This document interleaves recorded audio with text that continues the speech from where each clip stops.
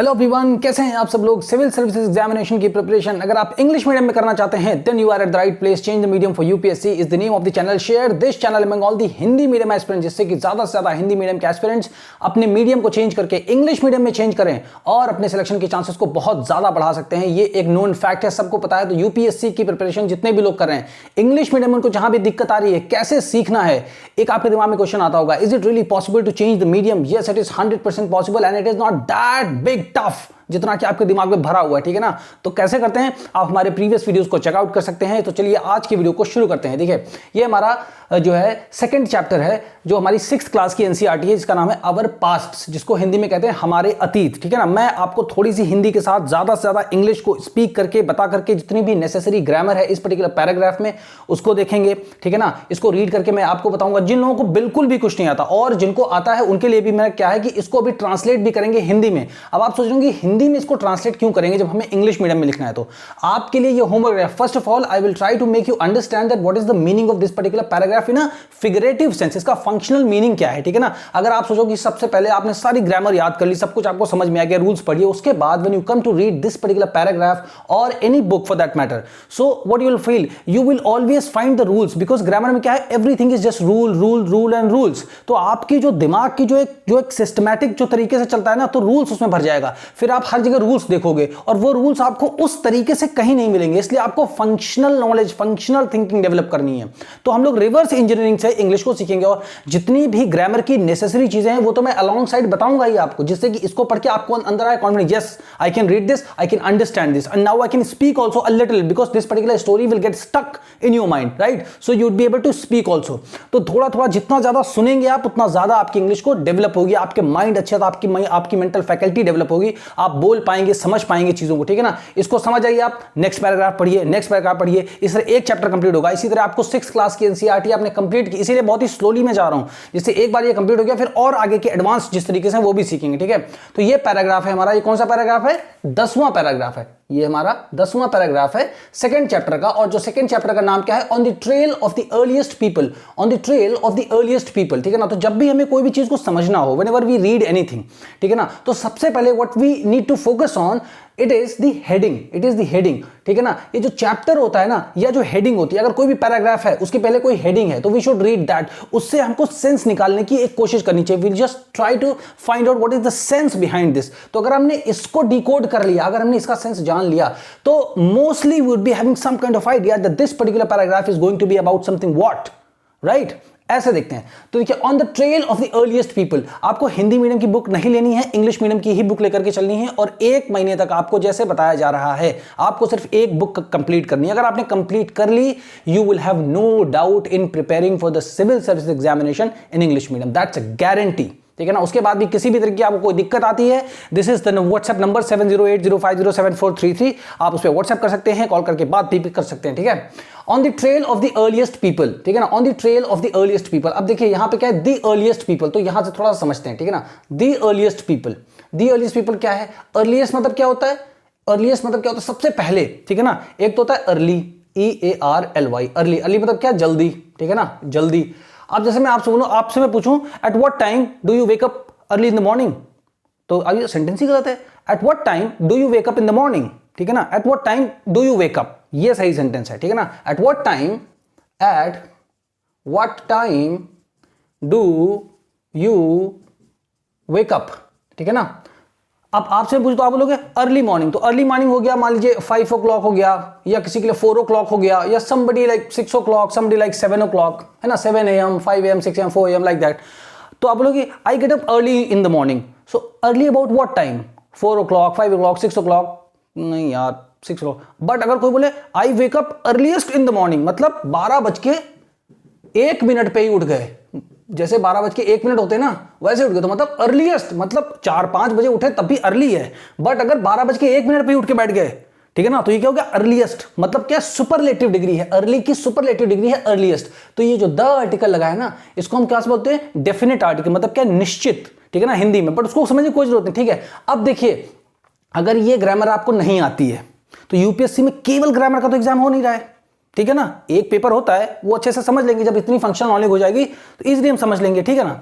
अगर आपने प्रीलिम्स को पास कर लिया, मतलब सीसैट को पास कर लिया, तो जो आपका क्वेश्चन पेपर सीसैट का आता है उसमें जो इंग्लिश आती है उसको 60-70% आप सॉल्व कर ले जाएंगे, 100% नो गारंटी पास हो जाएंगे आप, ठीक है। अब आप खुद ही देखिए कोई बहुत बड़ा भगवान उधर क्या है नीचे, फिर आपसे बोले कि आप ऐसे सीखिए तो आप सीख जाएंगे। अगर आपको कहीं से भी हिंट लग रहा है यहाँ ये इंसान सही बता रहा है, तुरंत पकड़ लो और लग जाओ, ज्यादा सोचो मत, ज्यादा सोचने से कुछ नहीं होगा, एक्शन लेने से काम होता है, ठीक है ना। अगर एक्शन लोगे तभी आपको पता चलेगा सही है कि गलत।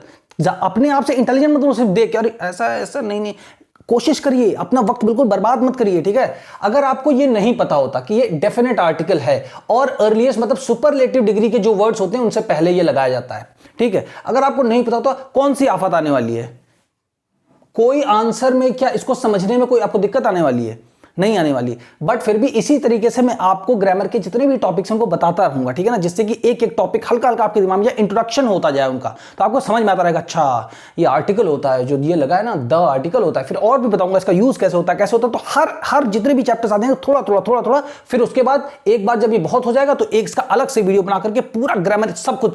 अब क्या होगा जब एक वीडियो अलग से बनाऊंगा मैं इसका, कि उसमें आर्टिकल ही डिस्कस करेंगे और एग्जाम्पल्स कौन से लेंगे, 6th क्लास की एनसीईआरटी जो कि सिविल सर्विस एग्जामिनेशन के लिए मैंडेटरी सभी लोग पढ़ते हैं, ठीक है ना। तो आपको लगा अच्छा ये मैं वहां पढ़ चुका हूं, इसका मतलब अर्लीस्ट मतलब सुपर, तो 90% things will be known to you.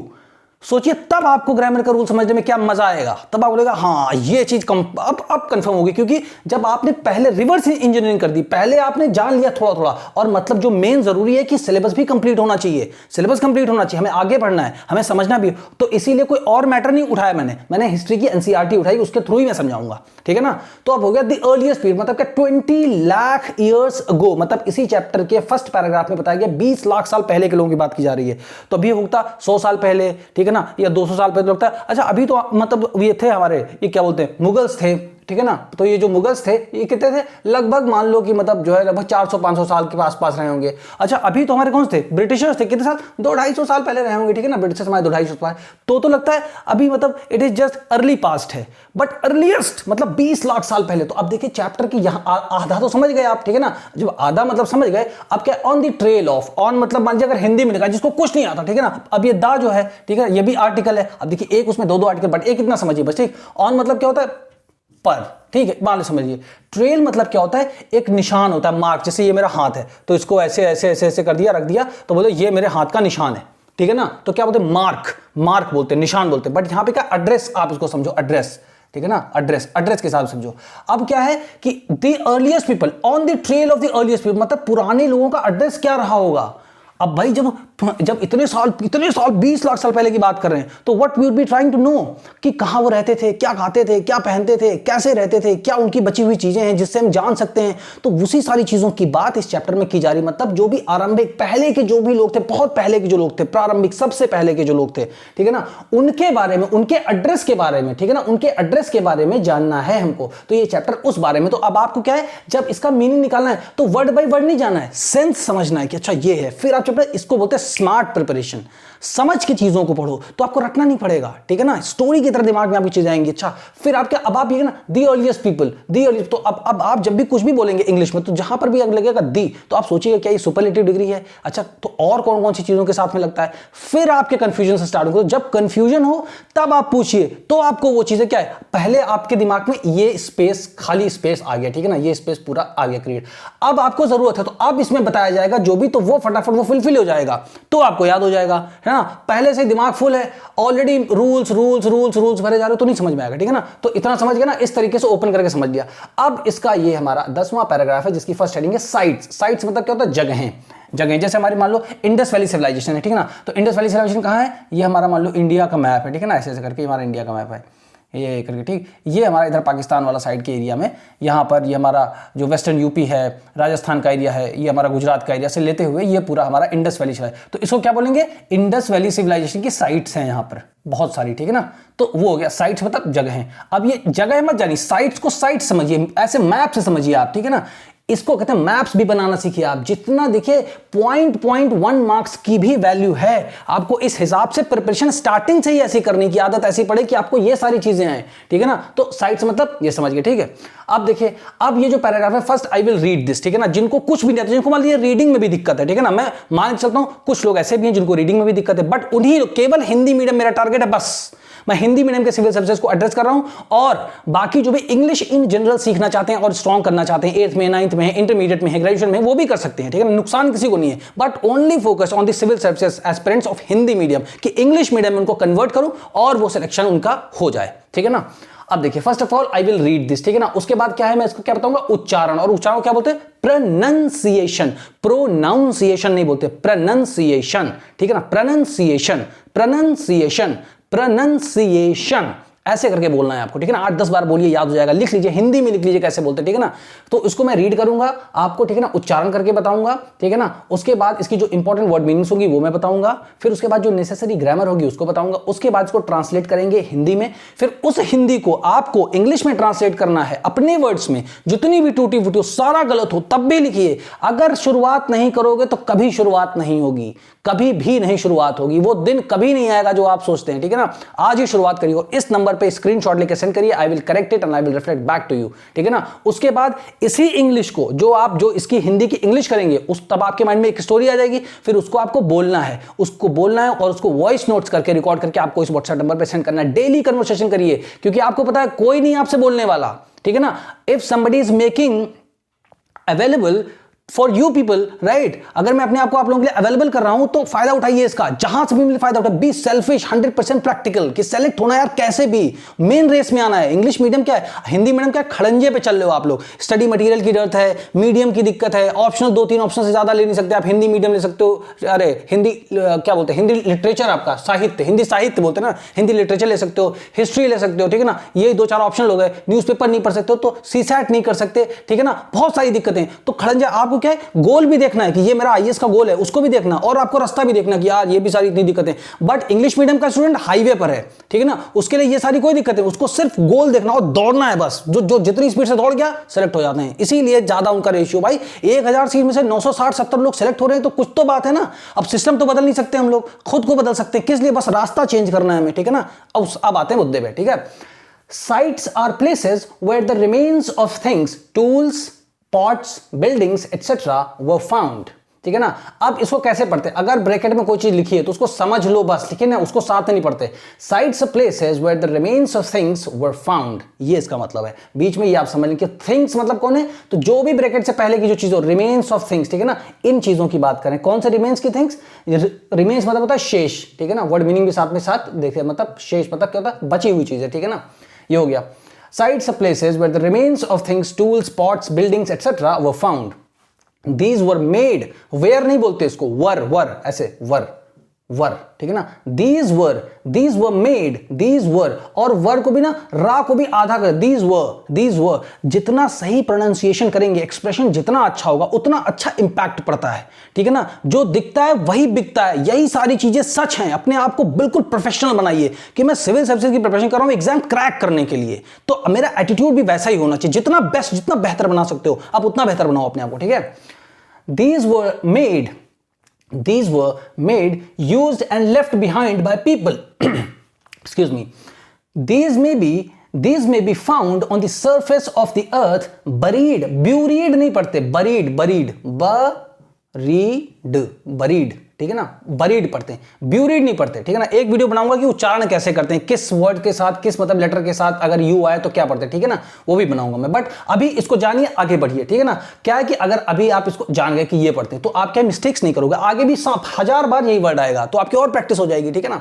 So these may be found on the surface of the earth, buried under the earth, or sometimes even under water. Water नहीं, water, ठीक है ना। You will learn more about different sites in later chapters. You will learn more about different sites in later chapters. एक बार फिर से पढ़ते हैं. Sites क्या है? Sites are places where the remains of things, tools, pots, buildings, etc. were found. These were made, used and left behind by people. These may be found on the surface of the earth, buried under the earth, or sometimes even underwater. You will learn more about different sites in later chapters. ऐसे पढ़ना है कुछ letters को साथ में, ठीक है ना. अब आप समझिए कैसे रीडिंग करना है. अब इसका मीनिंग आपको जितना भी बता दिया, ठीक है. मीनिंग को हम ट्रांसलेशन के साथ में ही साथ में देखते हैं, ठीक है ना. इनको साथ में ही देख लेंगे, ठीक है. तो चलिए ट्रांसलेशन करना स्टार्ट करते हैं. उसी में जो ग्रामर आएगी उसको बता देंगे आपको, ठीक है. चलिए क्या है साइट्स मतलब क्या है? ये जगह समझ गए ना. ये इंडस वैली सिविलाइजेशन में जितनी भी साइट्स आई हैं, जितनी भी जगह है, यहाँ पे ये पाया गया धौलावीरा, ये सब कुछ, ठीक है ना. तो ये सारी की सारी क्या है? साइट्स. अब साइट्स को हम क्या लिख देंगे हिंदी में? मान लो कि लिख देते हैं जगह है, ठीक है ना. जिसे आप एक बार इनको ट्रांसलेट करेंगे ना तो आपको लगेगा अच्छा इसको जगह को लिखना है क्या? साइट लिखना है, ठीक है ना. साइट, ठीक है. तो अब क्या लिखना है? साइट्स ऑफ प्लेसेस, ठीक है ना. साइट्स मतलब जगहें, जगहें या जगह वे स्थान हैं. अब ये है प्लेस. प्लेस मतलब स्थान. वेयर का मतलब हो जाएगा यहां पर जहां, ठीक है ना. जहां, ठीक है ना. Sites of places where the remains of things, tools, spots, buildings etcetera were found, ठीक है ना. अब हिंदी में क्या होता है? जो वर्ब होती है ना, जो एक्शन होता है वो सबसे लास्ट में लिखा जाता है, ठीक है. चलिए, बट हर जगह ये रूल फॉलो नहीं होता, इसीलिए रूल्स बताने का कोई फायदा नहीं. हमको सेंस डेवलप करना है कि हमें पहले समझ में तो आए, फिर हम देखेंगे कि ग्रामर कहां पर क्या जरूरी, ठीक है ना. So sites of places where the remains of things, ठीक है ना. तो यहां पर क्या दिखना है? साइट्स हो गया, आर प्लेसेस, ठीक है ना. जगहें वे स्थान है या एक जगह वो स्थान होती है, ठीक है ना. ऐसे हो गया, ठीक है. द रिमेन्स ऑफ थिंग्स, ठीक है ना. चीजों के बचे या शेष, ठीक है ना. अब वो चीजें कौन सी हैं? अब क्या लिखते हैं? औजारों के शेष. अब देखिए लिखने का सेंस देखिए, औजारों, बर्तनों और इमारतों, ऐसे लिखते हैं. अभी देखिए अगर इसका सेंस नहीं सही निकलेगा तो खुद ही मिटा करके फिर उसमें से कुछ ना कुछ ऐसे, तो आपको सेटलमेंट करना है कैसे भी, और ये कला आपको आ गई, फिर आपको किसी रूल की जरूरत नहीं पड़ेगी, ठीक है ना. औजारों, औजारों, बर्तनों, बर्तनों, इमारतों, इमारतों के शेष, रिमेन्स ऑफ थिंग्स, के शेष, के शेष पाए गए, पाए गए, ठीक है ना. जगहें वे स्थान हैं जहां, क्योंकि वेयर लगा था ना, तो जहां, जहां औजारों, बर्तनों, इमारतों के शेष पाए गए, ठीक है ना. अब अगर आप यहां लिख देंगे पाए जाते हैं तो देखिए वो तो टेंस तो बदल जाएगा, बट उससे कोई फर्क नहीं पड़ेगा क्योंकि मीनिंग बिल्कुल सही कन्वे हो रहा है, ठीक है ना. मीनिंग बिल्कुल सही, इसीलिए टेंस क्या है? एक रूल है, वो थोड़ी ज्यादा जगह फॉलो होता है बट हर जगह नहीं होता. जब आप इंग्लिश बोलना शुरू करेंगे, लिखना शुरू करेंगे, समझना शुरू करेंगे, तब आपको पता चलेगा कि ये रूल्स जो है ना इतने ज्यादा काम के नहीं जितना आप उनको इंपॉर्टेंस देते हैं, ठीक है ना. सो जगह वे स्थान हैं जहां औजारों, बर्तनों और इमारतों के शेष पाए गए, पाए जाते हैं, ये भी आप देख सकते हैं, ठीक है ना. फिर उसके बाद क्या है?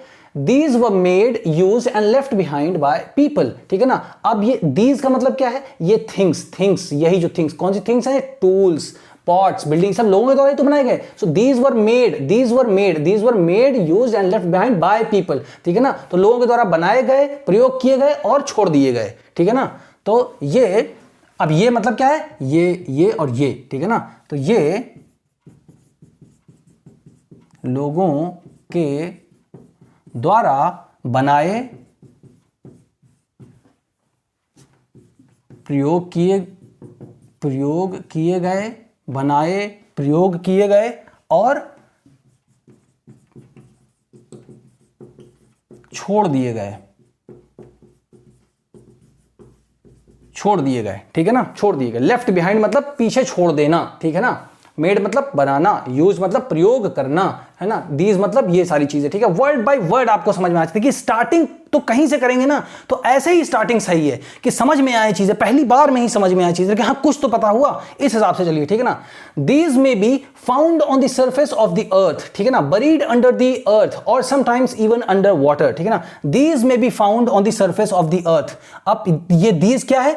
ये बिल्डिंग्स, यही पॉट्स, ठीक है ना. यही टूल्स जैसे हड्डी के मिलते हैं, ठीक है ना. तो कहां पाए जाते हैं? और हमारे किसके मिलते हैं? स्टोन टूल्स भी मिलते हैं ना, पत्थर के मिलते हैं, वो भी जमीन के अंदर पाए जाते हैं, ठीक है. सो दीज में बी फाउंड. अब दीज मतलब यही होगा ना, यही सारी चीजें, ठीक है ना. ये सारी चीजें. तो ऐसे देखिए ये क्या, दीज का प्रोनाउन की तरह यूज हो रहा है, प्रोनाउन की तरह. धीरे धीरे एक बार सुनिए, अच्छा प्रोनाउन की तरह, अच्छा ठीक है. तो ये सब क्या हो गए? प्रॉपर नाउन हो गए, ठीक है ना, ये भी हमारा प्रॉपर नाउन, ये भी प्रॉपर नाउन, ये भी प्रॉपर नाउन, ये हो गया प्रोनाउन, ये भी हो गया प्रोनाउन। तो क्या होता है, एक बार नाउन यूज हो गया, फिर उसके बाद प्रोनाउन ही यूज करते, बार बार नहीं लिखेंगे कि टूल स्पॉट्स बिल्डिंग, फिर टूल स्पॉट्स बिल्डिंग, फिर टूल स्पॉट, अच्छा नहीं लगता ना।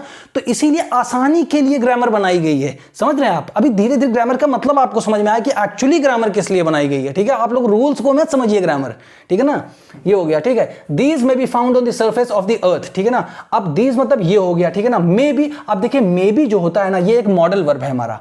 मे बी जो है ये एक मॉडल वर्ब है, मे बी, ठीक है ना। इसका मतलब ये होता है सकता, सकता, सकना, जैसे ये होता है CAN, कैन भी हमारा मॉडल वर्ब है, ठीक है ना। इसका मतलब भी होता है सकना, ठीक है ना, सकता या सकना, बट इसका इसलिए होता है, ये क्या दिखाता है, एबिलिटी दिखाता है, और मोस्ट इंपॉर्टेंट कैपेसिटी दिखाता है, क्षमता दिखाता है, मतलब शारीरिक क्षमता। I can do it, I can lift this marker, I can write with this marker, I can speak, मतलब मैं क्षमता दिखा रहा हूं, मैं ये कर सकता हूं। बट जब मे बी लगा होता है, मे बी, तो ये थोड़ा मॉडरेट, मतलब मॉडरेट वे में, थोड़ा मॉडेस्ट वे में होता है, ठीक है ना। दीज मे बी फाउंड, वो फाउंड किए जा सकते हैं, ठीक है ना। वो फाउंड, वो मतलब वो पाए जा सकते हैं, ठीक है ना। वे पाए जा सकते हैं on the surface of the अर्थ, ठीक है ना।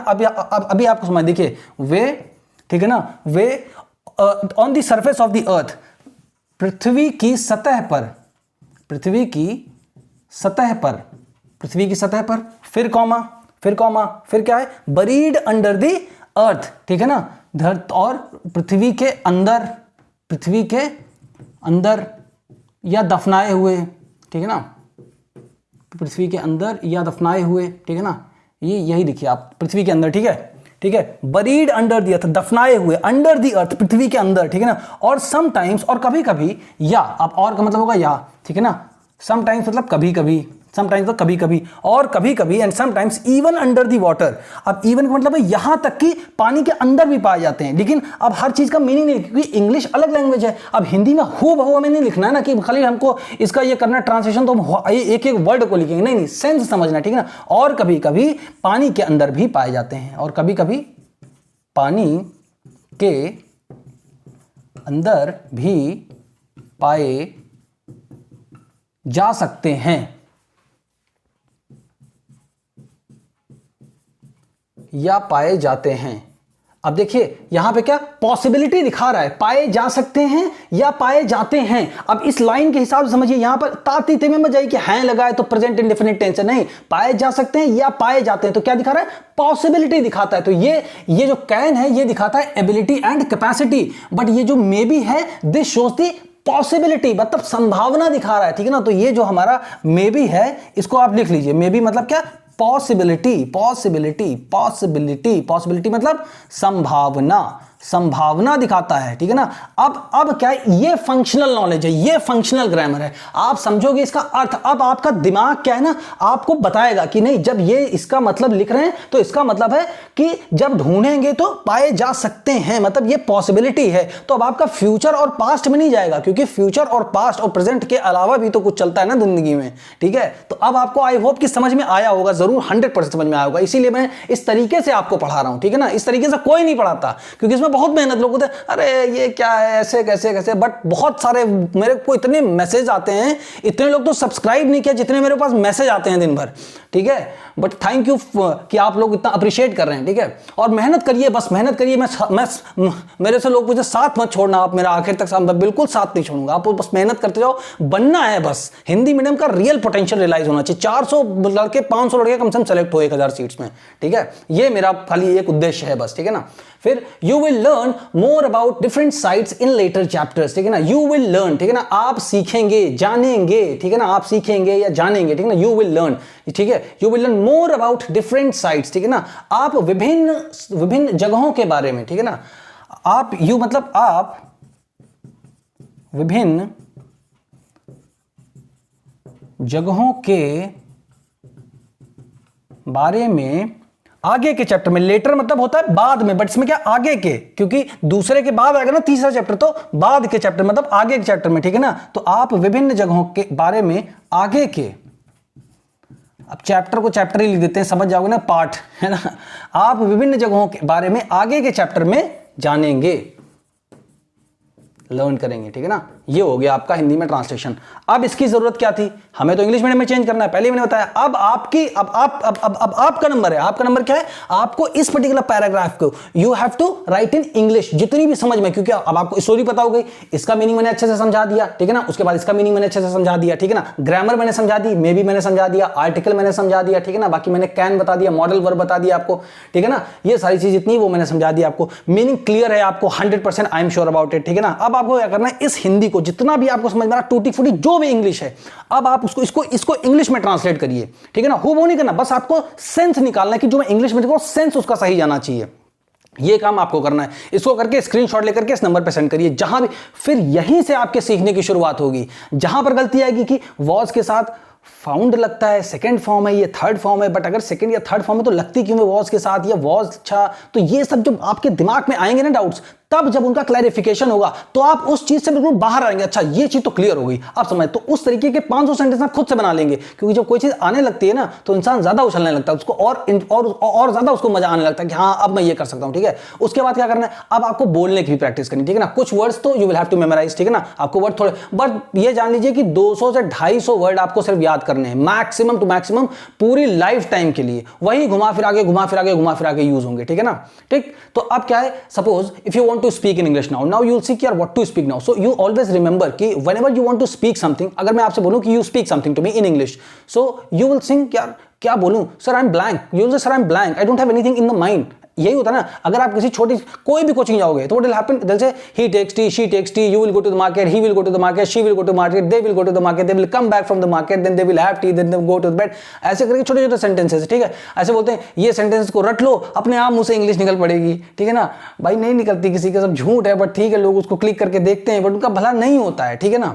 तो आपको क्या होना चाहिए, what is that most important thing that is missing in your mind, at the first place what should come, and story, there has to be some story, so this is a story, this is a matter that is now there in your mind, ठीक है ना। अब ये दिमाग में है आपके, now when I'll ask you speak something, at least you'd be able to say something because you have the matter in your mind which you want to convey to me, right? So that matter that you have just learned, you have to memorize at least few words or few sentences, or just create this kind of story in your mind, then start speaking। You know what is sights? If somebody asks me what is sight, sights are places, sights are places, जब बताना sight तो इसीलिए क्या है, हिंदी में लिखा कि आपकी जो अभी की थिंकिंग है उससे भी आप रिलेट कर सकें। ये नहीं कि बिल्कुल डायरेक्टली इंग्लिश में, देखिए स्टेप बाय स्टेप ही होता है, बट ये कि स्टार्टिंग में स्टेप स्लो होते हैं, उसके बाद फटाफट बहुत सारे स्टेप को आप जो है आराम से निकल जाते हैं आगे, और फिर आप अपनी मंजिल तक पहुंचते हैं। तो स्टार्टिंग में थोड़ा स्लो ही रहता है, इसलिए मैंने पहले इसको हिंदी में बताया आपको, ठीक है ना।